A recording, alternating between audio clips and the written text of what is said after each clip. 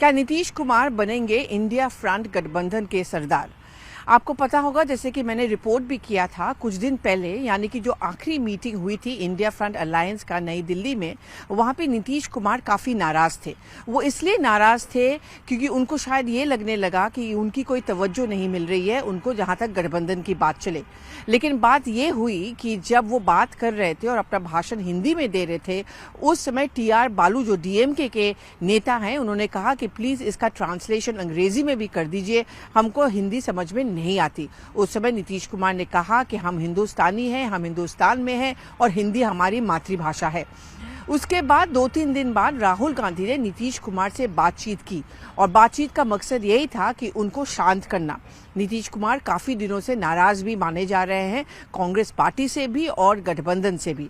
उनको लगता है कि ये गठबंधन का खाका उन्होंने ही तैयार किया था, लेकिन आज ममता बनर्जी या अरविंद केजरीवाल या उससे ज्यादा कांग्रेस पार्टी उसकी पहल कर रही है, लीडरशिप ले रही है।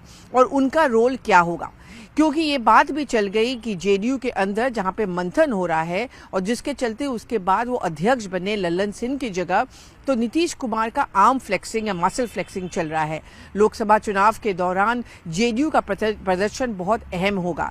अगर आप बिहार की राजनीति की बात करें, वहां पे जेडीयू का कद माना जा रहा है कि आरजेडी से कम होता जा रहा है और तेजस्वी यादव को लेकर लालू प्रसाद यादव काफी एम्बिशियस है।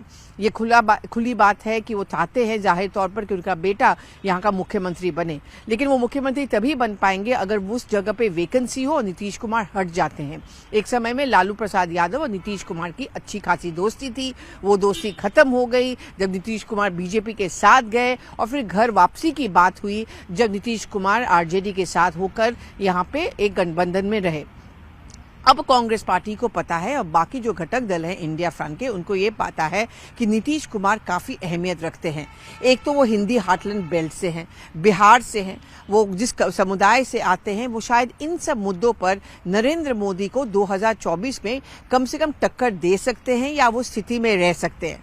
प्रधानमंत्री की सबसे बड़ी बात यह है कि एक तो वो जिस ओबीसी समुदाय से आते हैं, दूसरी बात यह है कि हिंदी बेल्ट में बहुत ही पॉपुलर है और उनकी छवि ऐसी है जिसके चलते बीजेपी के लिए वोट पाना कहीं मुश्किल नहीं माना जाता। कांग्रेस की बात अगर कहें तो कांग्रेस की छवि अब ऐसी बनती जा रही है कि वो दक्षिण भारत की एक पार्टी में सीमित रह गई है। सिर्फ कर्नाटक और तेलंगाना में वो सत्ता में है और हिमाचल प्रदेश है, लेकिन और कोई बड़े राज्य में उनकी कोई सरकार नहीं है। दूसरी बात यह है कि कांग्रेस में ऐसा कोई नेता नहीं है जिसको माना जा सकता है कि वो हिंदी हार्ट बेल्ट में पॉपुलर हो। यही दिक्कत ममता बनर्जी के साथ है और बहुत हद तक अरविंद केजरीवाल के साथ है।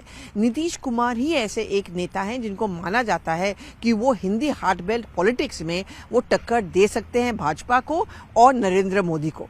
दूसरी बात यह है कि जेडीयू के कुछ ही लोग ये बात फैलाते हैं कि ये हो सकता है कि एक बार वो फिर से पलट जाए, यानी कि पलटू चाचा जो नाम नीतीश कुमार को दिया जा रहा है, उसके तहत क्या वो फिर से वापस जाएंगे बीजेपी के साथ। बीजेपी ने तो साफ कर दिया कि हम किसी भी हद पे नीतीश कुमार को फिर से वापस नहीं लेंगे, लेकिन ये हाँ ना और एक इंस्टेबिलिटी और नीतीश कुमार की जो अहमियत है उसके चलते ये बहुत ही पॉसिबल है कि उनको सरदार यानी कि कन्वीनर बनाया जाए इंडिया फ्रंट अलायंस का।